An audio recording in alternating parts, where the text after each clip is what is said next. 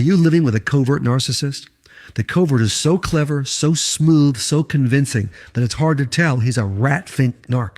Let's look at the 7 faces of the covert narc. First of all, the first face is Mr. Confusion. The covert engages in an intentional and never-ending campaign to frustrate you, infuriate you, and confuse you. He takes your normal reactions, your emotions, your quirks, your personality, and basic male-female differences and weaponizes them against you. You are just being you, perfectly normal, but he makes you believe you are strange, abnormal, weird, mentally unstable. That's him, not you, but he makes you feel that way. Second face of the covert, Mr. Logic. The covert gets triggered just as often and unpredictably as the overt does, but his reactions are very different. The overt yells, rages, calls you awful names, swears, loudly mocks you, destroys property. The covert quietly and calmly and systematically humiliates you, tears you down with logic and persuasive argument. He loves to lecture you, to teach you the truth about what really happened, what you did to upset him. These are not class participation lectures either. He's the only one talking. Mr. Passive Aggressive is the third face of the covert narc. When you upset him, and you upset him a lot, he denies being angry, but he pays you back in many nasty, indirect ways. He's actually in a rage against you, won't show it, doesn't want the kids to see it or anybody else, but he will pay you back. He jokes, uses sarcasm, takes little verbal jabs at you, teases you. After slipping the knife in you, he says, "Oh, I'm just kidding. You're too sensitive," when you're upset. He suddenly shuts down and stops talking to you. He gives you the silent treatment until you break, beg him to tell you what you did to bother him, and of course, apologize to him. Next face is Mr. Gaslighter.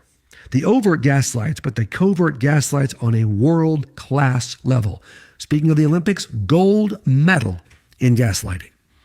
The covert does a beautiful and highly effective job of convincing you that what you think happened did not happen.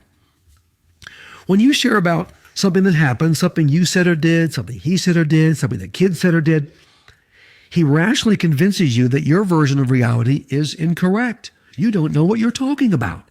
Well, you were there. You witnessed it. It's your version of events. No. After he dissects and destroys your version of reality, you lose it. Frankly, anyone would lose it. You cry, you scream with frustration, you get angry, you get overwhelmed, you melt down. Your breakdown proves his point that your point of view cannot be trusted. Who can believe a blubbering, freaking out emotional mess? But no worries. The covert knows the truth and will tell you how to think, how to feel, and how to act. Next, Mr. Nice. The covert is Mr. Nice. The covert can be a nice, pleasant, charming, and attentive partner. Very affectionate sometimes. As long as he's in a good mood and you aren't triggering him, everything is hunky-dory. All is well. These moments of nice touch your heart. They make you happy. They give you hope, and the covert knows that. He knows exactly what he's doing. The covert gives you just enough good, just enough nice to keep you around. You live for the good times, but they are outweighed by the bad.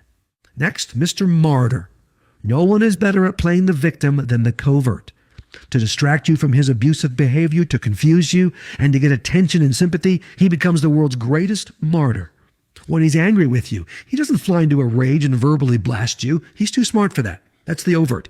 He acts hurt, sad, and terribly disappointed in you. How could you do that to me?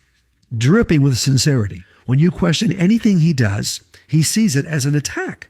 He gets defensive immediately. Mr. Martyr. You have completely misunderstood the situation. I am deeply offended and hurt. You have disrespected me. Disrespect for the covert happens all the time. I can't believe you question me. Don't you trust me? He cleverly avoids your issue with him and ends up making you feel bad about bringing it up. And of course, he'll expect your apology. And then, Mr. Let's work on our marriage, covert narc. The covert is more than willing to work, in quotes, on your marriage. He wants to look good. And you bad. He goes to a marriage counselor. He goes to a marriage seminar. He'll go to a marriage intensive. He makes no changes. He doesn't have to. He charms your pastor and every marriage counselor you see. He convinces them he's a great guy, a great husband. And he's doing all he can in the marriage. He doesn't say it directly to anyone, but he gets this message across. My wife is the problem. The escape process begins when a person realizes their partner is a narc.